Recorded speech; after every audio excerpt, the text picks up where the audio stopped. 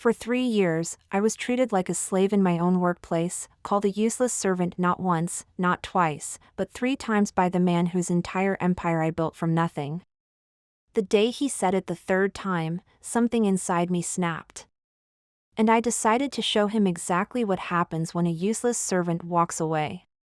What happened next destroyed his life so completely that he's now begging on the streets of Millbrook while I own everything he once thought was his. Hold up, I'm curious where you're listening from. And if this story spoke to you, make sure you're subscribed. Trust me, what I have planned for tomorrow is going to blow you away. The elevator dinged softly as I stepped into the marble-floored penthouse office of Thornfield Industries, carrying Reginald Ashworth's morning coffee exactly the way he demanded. Colombian dark roast, 2 sugars, heated to precisely 140 degrees Fahrenheit. My hands trembled slightly as I balanced the delicate porcelain cup, knowing that even a minor imperfection would trigger another one of his explosive tirades. Finally, Reginald sneered without looking up from his mahogany desk as I entered his corner office overlooking downtown Millbrook. "Did you crawl here, Evangeline? I've been waiting for my coffee for 3 whole minutes." I bit my tongue and placed the cup on his desk with practiced precision. At 28 years old, I had a master's degree in business administration from Westfield University, but here I was, serving coffee to a man who treated me like his personal property. The irony wasn't lost on me that I was the one who actually ran this company while he took all the credit. "Your 10 a.m. meeting with the Henderson Group has been moved to 10:30, I informed him quietly, pulling out my tablet. "I've rescheduled your lunch with the mayor's office, and the quarterly reports you requested are on your desk." Reginald finally looked up, his cold gray eyes scanning me with the same disdain he'd show a piece of furniture. "And the Blackstone contract? Did you finish reviewing all 847 pages like I asked?" "Yes, sir, I found 14 discrepancies that could have cost us $2.3 million. I've prepared alternative clauses and I don't need a summary from the help," he cut me off sharply. "Just tell me, is it ready for my signature or not?" The help. That's what he called me, despite the fact that I was officially his executive assistant with a salary that barely covered my rent in this expensive city. But my real job? I was Reginald Ashworth's everything, his accountant, his lawyer, his strategic planner, his crisis manager, and apparently, his coffee servant. I had transformed Thornfield Industries from a struggling family business on the verge of bankruptcy into a $50 million empire. When I started 3 years ago, they had 12 employees and mounting debts. Now we had offices in 4 cities, 200 employees, and contracts with Fortune 500 companies. But according to Reginald, I was just the help. "The contract is ready," I replied, maintaining my professional composure even as my stomach churned. With resentment, my phone buzzed with yet another urgent message. The Cromwell Group was threatening to pull their $8 million contract because someone, meaning Reginald, had promised them impossible delivery dates. The Riverside project was over budget because no one had bothered to review the supplier contracts I'd flagged as problematic. And our biggest client, Harrington Enterprises, was furious because Reginald had completely botched a presentation that I'd spent weeks preparing. All of this would somehow become my fault, as usual. "Sir, we have several urgent matters that need your attention," I began carefully. "The Cromwell situation requires immediate, Evangeline." Reginald's voice turned ice cold as he leaned back in his leather chair. "Do you know what your problem is?" My heart sank. I recognized that tone. It was the same one he used right before he verbally demolished me in front of the entire office. "You think too much," he continued, his lips curling into a cruel smile. "You're not paid to think. You're not paid to have opinions. You're paid to do exactly what I tell you to do, when I tell you to do it. You're nothing more than a useless servant, and servants don't question their masters." There it was. The first time he called me a useless servant, the words hit me like a physical blow. I stood there, frozen, as 3 years of suppressed anger and humiliation threatened to explode out of me. But I couldn't afford to lose this job. Not when I was supporting my younger sister Penelope through college in Brookhaven. Not when I was still paying off my own student loans. Not when finding another position that paid even half of what this one did seemed impossible in Millbrook's competitive job market. I understand, sir, I whispered, hating myself for the submission in my voice. Good. Now stop wasting my time with your opinions and go make yourself useful. The office coffee machine is making that noise again, and I'm expecting important clients in an hour. Figure it out. As I walked out of his office on shaking legs, I passed Victoria Kingsley, our head of marketing, who gave me a sympathetic look. She'd witnessed these humiliations before, as had most of the staff. But nobody ever said anything.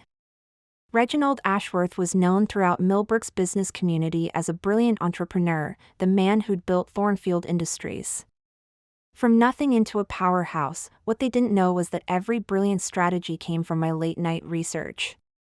Every successful contract was negotiated using my talking points.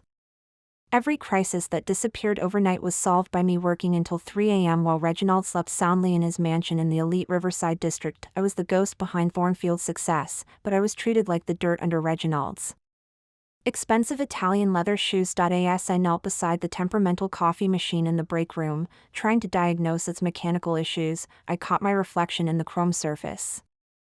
Dark circles shadowed my brown eyes, and my once bright auburn hair looked dull from stress and exhaustion. When had I become this person? When had I allowed myself to shrink so small that I accepted being called a servant? But this was only the beginning. If I thought that first humiliation was bad, I had no idea what Reginald had in store for me. The second time he would call me a useless servant would be in front of our biggest clients. The third time would be the final straw, the moment that would ignite a fire inside me that would burn his entire world to the ground. Little did Reginald know that his useless servant was about to teach him the most expensive lesson of his life. We poured our hearts into researching and telling this story. If you're hooked, show some love with a subscribe. Now, where were we? 3 years earlier, I had walked into Thornfield Industries as a bright-eyed MBA graduate with dreams of climbing the corporate ladder in Millbrook's bustling business district. The company was nothing like the empire it would become. It was a dying family business hemorrhaging money, with outdated systems and a reputation for broken promises. Reginald's father, Edmund Ashworth, had built Thornfield in the 1980s as a modest construction supply company. But by the time I arrived, Edmund was battling late-stage cancer, and 25-year-old Reginald was desperately trying to keep the family legacy alive with absolutely no business experience. The company was 3 months away from bankruptcy. With creditors calling daily and employees jumping ship faster than rats from a sinking vessel, I still remember my first interview in that cramped, outdated office with its flickering fluorescent lights and coffee-stained carpets. Reginald sat across from me, clearly overwhelmed, surrounded by towers of unpaid invoices and legal documents he couldn't begin to understand. "I'll be honest with you, Miss Evangeline," he had said, his voice lacking the arrogance that would later define him. "I need someone who can help me save this company. My father built this place with his bare hands, and I can't let it die on my watch. I know the salary isn't competitive, but if you help me turn this around, I promise you'll be rewarded." Those words, "you'll be rewarded," would haunt me for years to come. In my naivety, I saw an opportunity. Here was a chance to prove myself, to take a struggling company and transform it into something remarkable. I accepted the position as executive assistant, but from day one, it was clear that I would be doing far more than managing schedules and answering phones. Within my first week, I discovered that Thornfield's financial records were a complete disaster. Invoices were lost, payments were late, and they were paying suppliers 40% more than market rate because no one had bothered to negotiate better contracts. I spent my first month working 16-hour days, reorganizing their entire financial system in identifying cost savings that immediately improved their cash flow by $200,000. Reginald was amazed. Evangeline, you're a miracle worker, he had said, and for a brief moment, I felt valued and appreciated, but as the months passed and my contributions grew more significant, something began to change in Reginald. The desperate, humble young man who had hired me started to transform into someone else entirely. Success, it seemed, was going to his head. I had implemented a new client management system that increased efficiency by 60%. I had renegotiated supplier contracts that saved the company $800,000 annually. I had developed marketing strategies that brought in clients they'd never dreamed of attracting. When Harrington Enterprises, one of Millbrook's most prestigious firms, offered us a $5 million contract, it was because of a proposal I had crafted from scratch. But somewhere along the way, Reginald began taking credit for everything. The pattern started slowly. At first, he would say things like, "We developed a new strategy," or "Our team implemented these changes." But gradually, the language shifted. It became, "I decided to restructure our operations and my vision for client relations."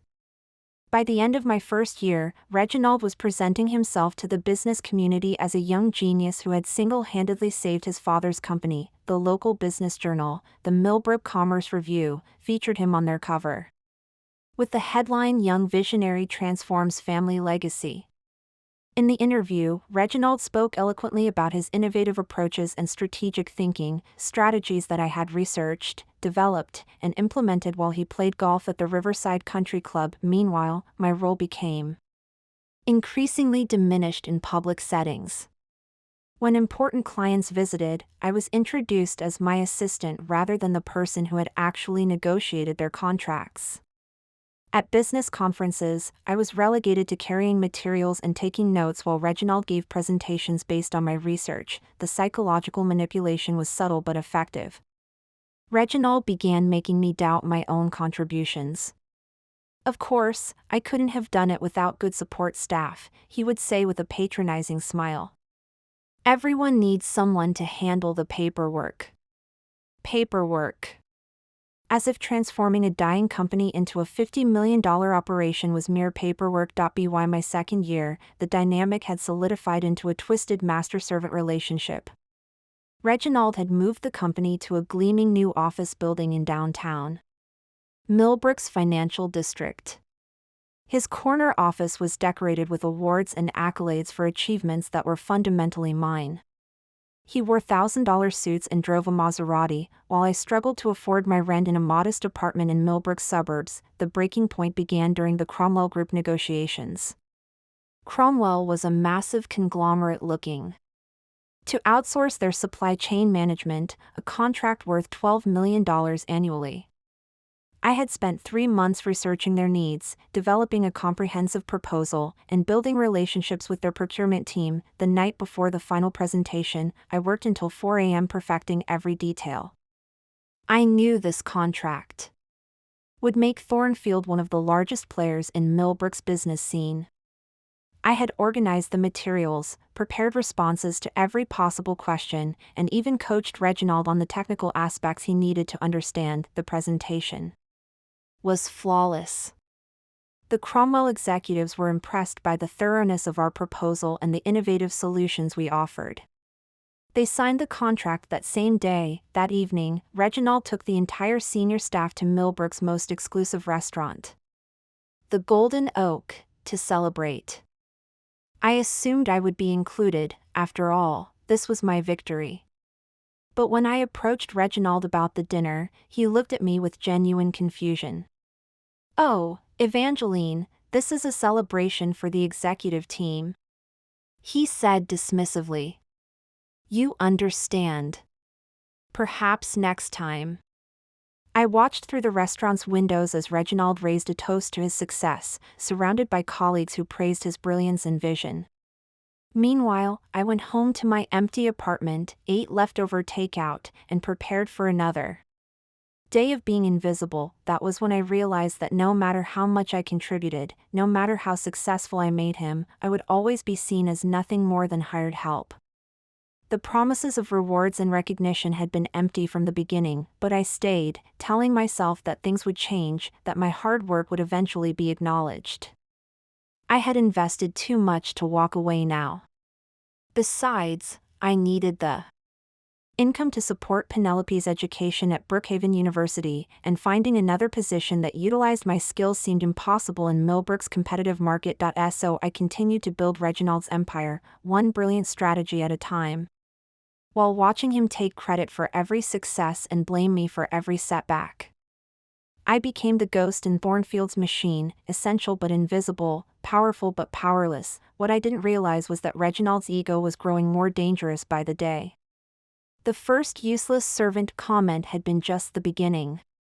He was about to escalate his psychological abuse in ways that would push me past my breaking point and set the stage for his ultimate destruction. The young man who had once begged for my help was about to learn that humiliating the person who built your empire is the most expensive mistake you can make. The Ashworth Industries annual board meeting was scheduled for a crisp October morning in the prestigious Grandview Conference Center, overlooking Millbrook's downtown skyline. This wasn't just any board meeting, it was the presentation that would determine whether we secured the Wellington Group's $25 million infrastructure contract, the largest deal in our company's history. For 6 weeks, I had lived and breathed this presentation. I'd analyzed Wellington's previous projects, identified their pain points, and developed solutions that no other company in Millbrook could offer. I'd coordinated with our engineering team, negotiated preliminary terms with suppliers, and created detailed financial projections that showed Wellington exactly how much money they would save by choosing us. The presentation deck was a masterpiece. 127 slides of meticulously researched data, innovative strategies, and compelling visuals. I'd rehearsed every transition, anticipated every possible question, and prepared backup materials for any scenario. This contract would establish Thornfield Industries as the dominant force in Millbrook's construction and infrastructure sector. Wellington's board would be attending virtually, but we had invited Millbrook's most influential business leaders to witness what Reginald was calling the presentation that will define our future. Mayor Harrison Blackthorne would be there, along with Chamber of Commerce President Charlotte Westfield, and executives from every major company in the city. The night before the presentation, I worked until dawn, making final adjustments and ensuring every detail was perfect. At 6 a.m., I finally went home to shower and change into my best professional outfit, a navy blazer and pencil skirt that I'd bought specifically for important occasions like this. When I arrived at the Grandview Conference Center at 8 a.m., 2 hours before the scheduled meeting, I found Reginald already there, pacing nervously in the lobby. He was impeccably dressed in a charcoal Tom Ford suit that probably cost more than my monthly salary, but his usually perfect hair was disheveled and there were stress lines around his eyes. "Evangeline, thank God you're here," he said, rushing toward me. "I've been reviewing the presentation, and I'm not confident about the technical specifications section. Can you walk me through it one more time?" For the next hour, I coached him through every aspect of the presentation, explaining the reasoning behind each recommendation and helping him practice his delivery. By 9:30, I felt confident that he was ready to deliver the performance of his career. The conference room began filling with Millbrook's elite. I recognized faces from newspaper business sections and society pages, people who controlled millions of dollars in investment capital and could make or break companies with a single decision. The Wellington Group's senior executives appeared.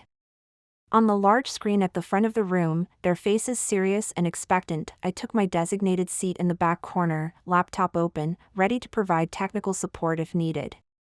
This was my usual position during important meetings, close enough to help but far enough away to remain invisible. Reginald stepped to the front of the room, commanding attention with his polished confidence. "Ladies and gentlemen, thank you for joining us today. What you're about to see will revolutionize how infrastructure projects are managed in this region." For the first 20 minutes, everything went perfectly.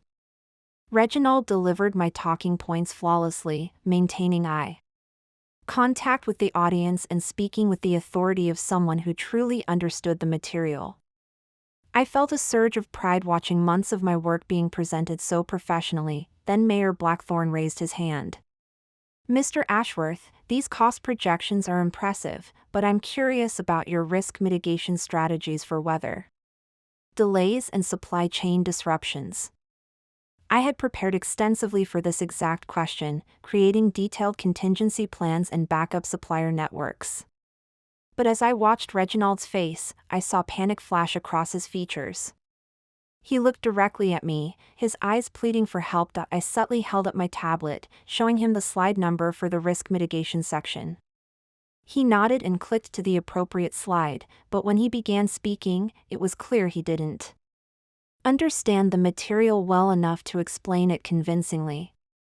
Well, you see, he stammered, our approach to risk mitigation involves comprehensive strategies that address multiple variables. Charlotte Westfield frowned and leaned forward. Could you be more specific about your contingency protocols? Reginald was drowning, and everyone in the room could see it. The Wellington executives on the screen exchanged glances, their initial interest turning to skepticism. I could feel the entire deal slipping away. Without thinking, I stood up from my corner seat. If I may, I said, my voice carrying clearly across the room. Our risk mitigation framework includes a 3-tier supplier network that provides 99.7% reliability even during extreme weather events. Every head in the room turned toward me. I walked to the front, my heart pounding, and began explaining the detailed backup systems I had developed. I showed them our alternative transportation routes, our pre-negotiated emergency supplier contracts, and the real-time monitoring systems that would alert us to potential problems before they became critical. For 15 minutes, I commanded that room like I was born to do it. I answered every technical question with precision and confidence, demonstrating a level of expertise that impressed even the Wellington executives. I could see Mayor Blackthorne nodding approvingly and Charlotte Westfield taking notes. When I finished, the room erupted in appreciative murmurs. The lead Wellington executive, James Crawford, smiled for the first time during the meeting. That was exactly the level of detail and preparation we were hoping to see. MS. Evangeline, I replied, extending my hand professionally. Ms. Evangeline, your expertise is remarkable. We're very impressed with Thornfield's capabilities. As I returned to my seat, I felt more alive and confident than I had in 3 years. For once, my contributions had been seen and acknowledged by the people who mattered. The presentation continued successfully, with Reginald managing to recover his composure, and by the end, it was clear that we had won the contract. The room buzzed with excitement as people began to mingle during the coffee break. Several executives approached me to discuss the technical aspects of our proposal, and I found myself engaged in the kind of high-level strategic conversations I had always dreamed of having. That's when Reginald appeared at my elbow, his face flushed with anger beneath his professional smile. Evangeline, he said quietly, his voice tight with barely controlled fury, I need to speak with you privately. He guided me to a small side room off the main conference area, closing the door behind us. The moment we were alone, his mask of professional courtesy vanished completely. What the hell do you think you were doing out there? He hissed, his gray eyes blazing with rage. I blinked, confused. I was helping to save the presentation. You were struggling with the technical questions, and you embarrassed me, he exploded, his voice rising dangerously.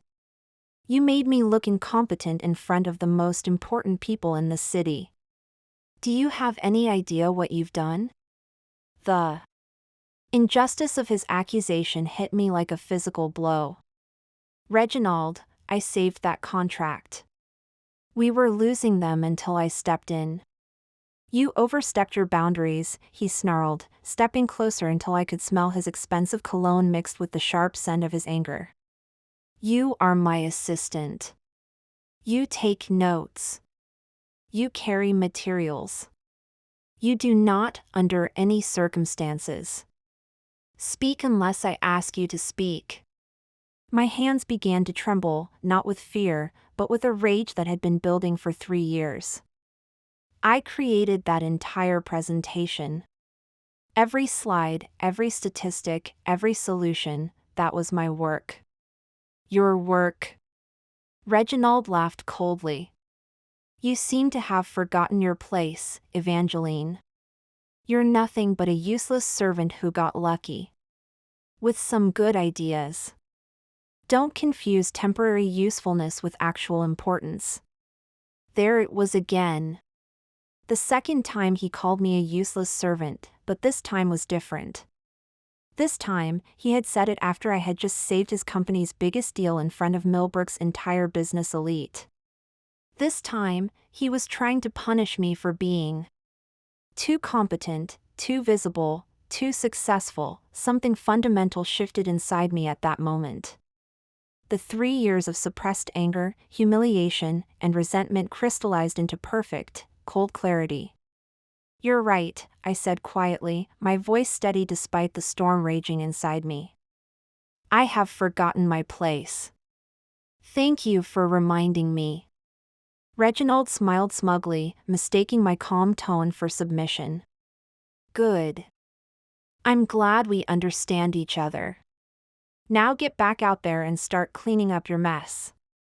And Evangeline? If you ever embarrass me like that again, you'll be looking for a new job.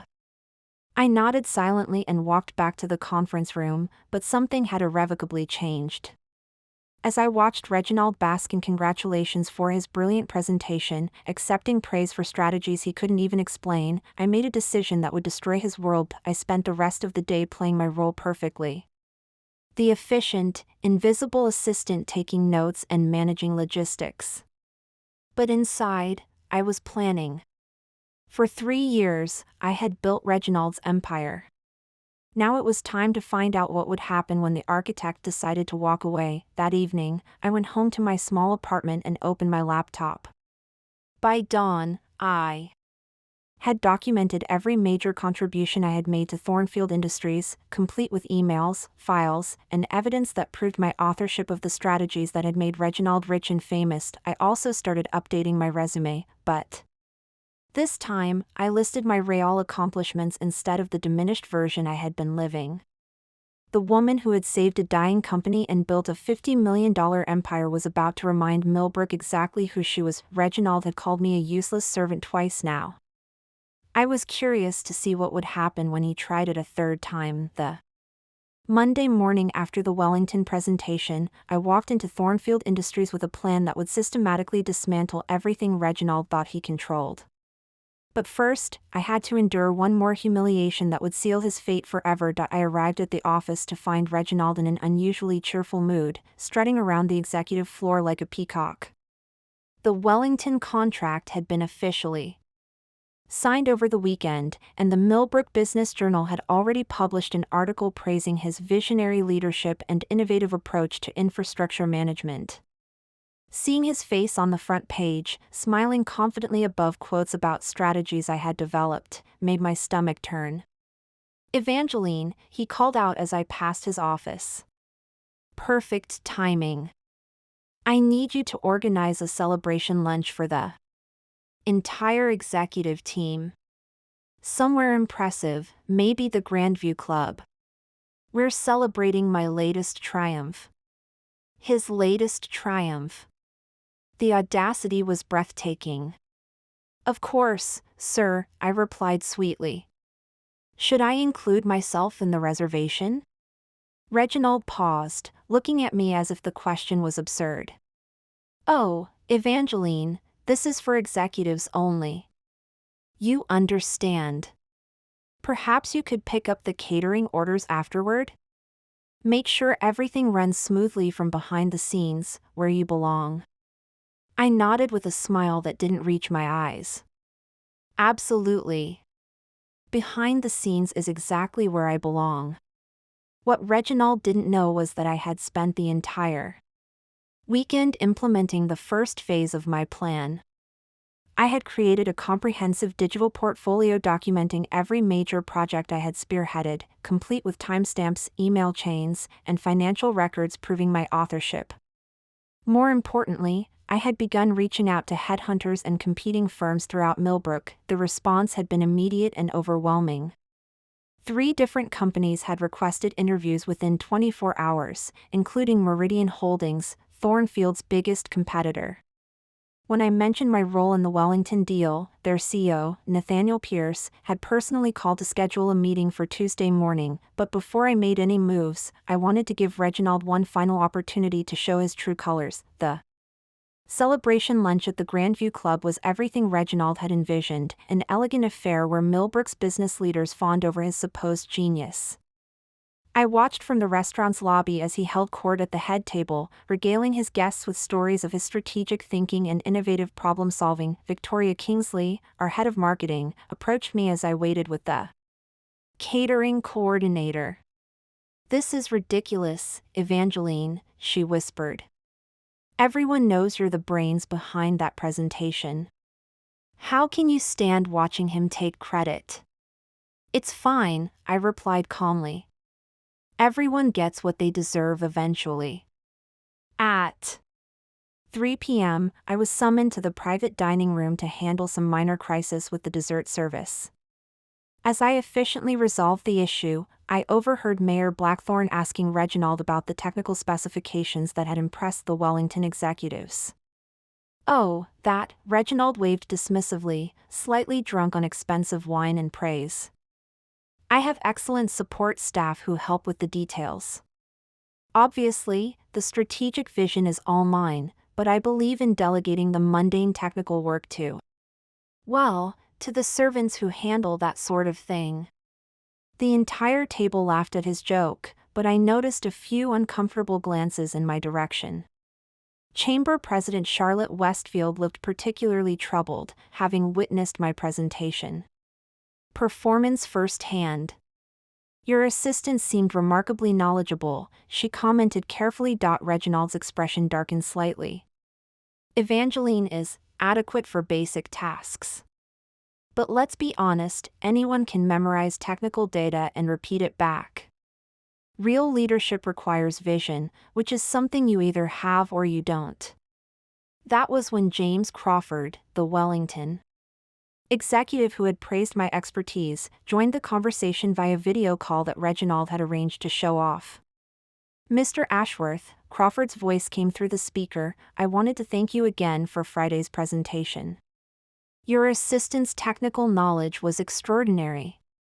We've worked with dozens of firms, and I've rarely seen someone with such comprehensive understanding of infrastructure management.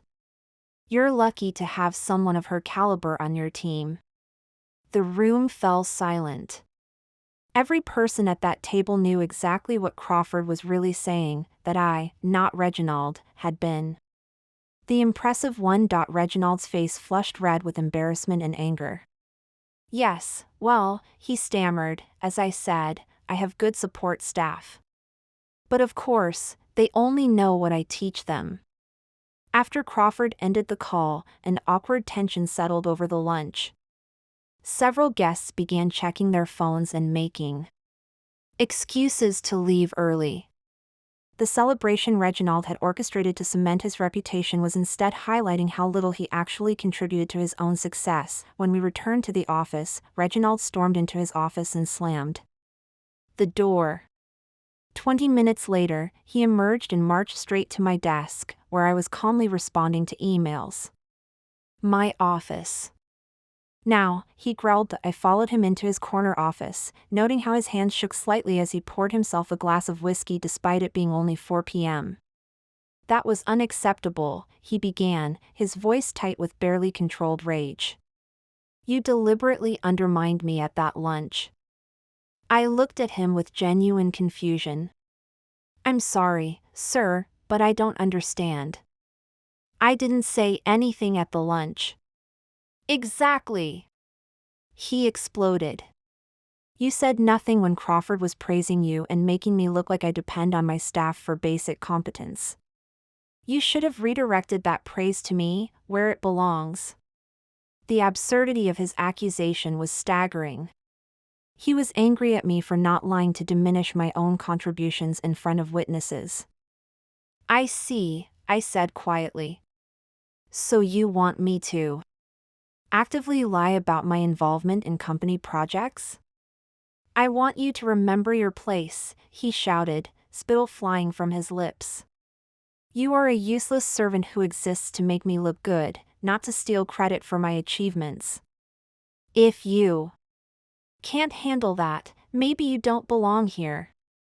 There it was. The third time he called me a useless servant, but this time, something was different in my response. Instead of the usual hurt and humiliation, I felt an ice-cold calm settle over me. I looked at Reginald Ashworth, this pathetic, insecure man who had built his entire identity on my work, and I smiled. "You're absolutely right," I said softly. "I am a servant. And effective immediately, this servant is resigning." I reached into my desk drawer and pulled out the resignation letter I had prepared that morning. As I placed it on his desk, Reginald's face went white. "You can't resign," he stammered. "You have responsibilities. Contracts to manage. The Wellington project needs someone who understands infrastructure management," I interrupted. "I'm sure you'll figure it out. After all, you're the visionary, remember?" Reginald's panic was immediate and visceral. "Evangeline, let's be reasonable. If this is about money, we can discuss a raise. Or a promotion. Assistant vice president. Has a nice ring to it." I gathered my personal items from my desk while he frantically followed me around the office. "Where are you going? What about the Harrington contract renewal? The Cromwell quarterly review? The new client presentations?" "Those sound like executive responsibilities," I replied calmly. "I'm sure a brilliant leader like yourself won't need a useless servant to handle them." As I walked toward the elevator, I heard Reginald's voice turn desperate behind me. "You're making a huge mistake, Evangeline. You'll never find another position like this in Millbrook. I'll make sure of it." The elevator doors closed on his red, panic-stricken face, and I felt a weight lift from my shoulders that I hadn't even realized I'd been carrying, but my revenge was just beginning. The next morning, I had breakfast with Nathaniel Pierce at the exclusive Riverside Bistro. By the end of our meeting, I had accepted a position as Senior Vice President of Strategic Development at Meridian Holdings, with a salary that was triple what Reginald had been paying me. More importantly, Pierce was very interested in my insights about Thornfield Industries operations, client relationships, and strategic vulnerabilities. After all, who better to consult on competing with a company than the person who had built it from the ground up? Within hours of my resignation, chaos began erupting at Thornfield. The Wellington Group called with technical questions that no one could answer. The Harrington contract renewal stalled because no one knew the pricing structure I had developed. Emergency meetings were called as executives realized that their support staff had actually been running the entire operation, and Reginald? He spent the day frantically calling me, leaving increasingly desperate voicemails begging me to reconsider. But I was done being his servant. It was time for him to learn what happens when you bite the hand that feeds you. 6 months after I walked out of Thornfield Industries, I stood in my corner office on the 42nd floor of Meridian Tower, looking down at the Millbrook skyline that now belonged to me in ways Reginald could never have imagined. The irony wasn't lost on me that my office was 3 floors higher than his, with a better view and twice the square footage. My first week at Meridian Holdings had been a revelation. Nathaniel Pierce didn't just treat me as an equal, he actively sought my input on major decisions and publicly credited my contributions in board meetings. When I suggested targeting Thornfield's clients with superior service packages, he gave me a team of 12 analysts and a $2 million budget to make it happen. The results were devastating for my former employer. It started with the Cromwell Group. the $12 million client whose contract I had originally negotiated. When their quarterly review meeting with Thornfield descended into chaos because no one could answer basic operational questions, Cromwell's executives were furious. Within 48 hours, I received a call from their procurement director asking if Meridian might be interested in their business. The presentation I delivered to Cromwell was everything the Thornfield meeting should have been: detailed, professional, and backed by genuine expertise. When they signed with Meridian for a 3-year contract worth $15 million annually, the Millbrook business community took notice. The same woman who had been treated as invisible support staff was now commanding boardrooms and stealing major clients, but Cromwell was just the beginning. Harrington Enterprises, the prestigious firm that had been one of Thornfield's foundational clients, grew increasingly frustrated with the declining service quality. When they called Thornfield for the complex financial modeling that had always been my specialty, they were told it would take several weeks to prepare. I completed the same analysis for them in 2 days, and they transferred their $8 million annual contract to Meridian without hesitation. The Wellington Group, despite having just signed their massive contract, began experiencing immediate problems. The risk mitigation protocols I had developed required constant monitoring and adjustment, knowledge that existed nowhere except in my head. When weather delays hit their first major project and Thornfield failed to implement proper contingency measures, Wellington faced cost overruns of nearly $3 million. James Crawford called me personally. "Evangeline, we're having serious issues with the Thornfield contract. Their team seems completely unprepared for the operational realities we discussed. Would Meridian be interested in taking over the remaining phases of this project?"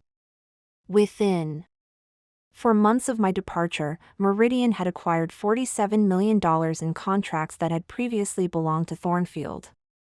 But the financial losses were only part of Reginald's punishment. His reputation in Millbrook's business community was collapsing just as spectacularly as his client base.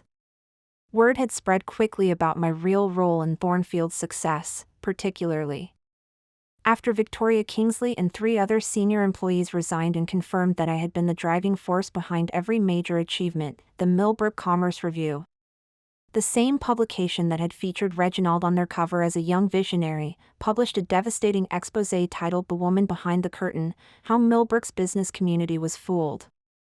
The article detailed how Thornfield's supposed innovations had actually been developed by an undervalued assistant who was systematically denied credit and recognition. Charlotte Westfield, the Chamber of Commerce president, was quoted saying, "It's deeply troubling to learn that we've been celebrating the wrong person's achievements. This situation raises serious questions about integrity and leadership in our business community." But perhaps the most damaging coverage came from an unlikely source. During a live interview on Millbrook Business Radio, Mayor Blackthorne was asked about the Wellington presentation that had impressed him so much. "I have to be honest," the mayor said, his voice carrying clearly over the airwaves, "the most knowledgeable person in that room wasn't Mr. Ashworth. It was his assistant, Evangeline. Her expertise was remarkable, and frankly, it's become clear that Thornfield's recent struggles are directly related to her departure." The interview went viral on Millbrook's business social media networks, cementing Reginald's transformation from respected leader to industry laughingstock. Meanwhile, my own star was rising faster than I had ever imagined possible. Nathaniel Pierce promoted me to executive vice president after just 4 months, making me the youngest person ever to hold such a position at Meridian Holdings. The Millbrook Business Journal featured me on their cover with the headline "The Phoenix Rises. From assistant to executive in 6 months." But the universe wasn't finished delivering justice. 8 months after my resignation, Thornfield Industries faced a crisis that would have been manageable with my expertise but proved catastrophic without it. A major construction project in downtown Millbrook encountered unexpected geological complications that required immediate strategic pivoting. The type of complex problem-solving that I had handled routinely for years. Reginald's response was a disaster. Without understanding The technical implications: he made decisions that not only failed to solve the problem but actually made it worse. Construction delays mounted, cost overruns spiraled out of control, and the client, Millbrook's municipal government, grew increasingly frustrated when the project ultimately failed and the city sued Thornfield for $18 million in damages. The company's insurance refused to cover the full amount, citing gross negligence in project management. The lawsuit made front-page news in the Millbrook Herald, with unflattering photos of Reginald looking haggard and defeated outside the courthouse. That's when he called me. I was in my office reviewing acquisition proposals when my assistant announced that Reginald Ashworth was on line 1. I hadn't spoken to him since the day I resigned, and I was curious to hear what desperation sounded like in his voice. "Evangeline," he began, and I could hear the strain immediately. "I know we had our differences, but I'm hoping we can put the past behind us. Thornfield needs your expertise to resolve this municipal project situation." "I see," I replied coolly. "And what exactly are you offering?" "A generous consulting fee. Maybe we could discuss a permanent position as Chief Operating Officer.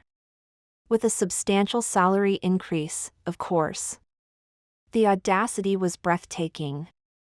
After months of public humiliation and financial devastation, he was trying to hire me back as if nothing had happened. "Reginald," I said, my voice perfectly calm, "do you remember what you called me the last time we spoke?" There was a long pause. "Evangeline, please." "I may have been harsh. But surely we can." "You called me a useless servant," I continued. "3 times, actually. You said I existed to make you look good, not to steal credit for your achievements. I was under stress." "I didn't mean..." "Oh, but you did mean it," I interrupted. "And you were right about one thing, I was serving you. But I'm not anyone's servant anymore. I'm an executive vice president at a company that values my contributions. I don't need to work for someone who thinks I'm useless. Please," his voice cracked with desperation. "I'll do anything. Name your terms." "My terms are simple," I replied. "Nothing. There are no terms because I'm not interested. You taught me an important lesson, Reginald. You showed me that no matter how much I contributed, you would always see me as beneath you. So I found people who see me as I really am." I hung up without saying goodbye. 3 weeks later, Thornfield Industries filed for bankruptcy. The company that I had built from a failing family business into a $50 million empire collapsed entirely without the expertise that had created it. Reginald lost everything: his business, his reputation, his mansion in Riverside, even his expensive cars. The last I heard, he was working as a junior project manager for a small construction firm in the suburbs, making less in a year than I now earned in a month. The man who had called me a useless servant was now exactly what he had accused me of being: someone who followed orders and handled basic tasks for people more capable than himself. As for me? 6 months later, Nathaniel Pierce announced his retirement and recommended me as his successor. At 31 years old, I became the CEO of Meridian Holdings, overseeing a company worth $200 million and employing over 800 people across 5 states. Sometimes, late at night in my penthouse office, I think about that scared young woman who used to beg for basic respect from a man who saw her as disposable. I think about how she accepted being called a servant because she was afraid of losing the little security she had. That woman is gone forever. In her place stands someone who learned the most important lesson of all: when someone shows you who they really are, believe them the first time. And when they call you useless, prove them wrong so completely that they spend the rest of their lives regretting their blindness. Reginald Ashworth called me a useless servant 3 times. I gave him exactly what he deserved: a front-row seat to watch his useless servant become everything he never could be. 2 more compelling stories are just a click away. If this one drew you in, wait until you see what else we found. Ready to explore?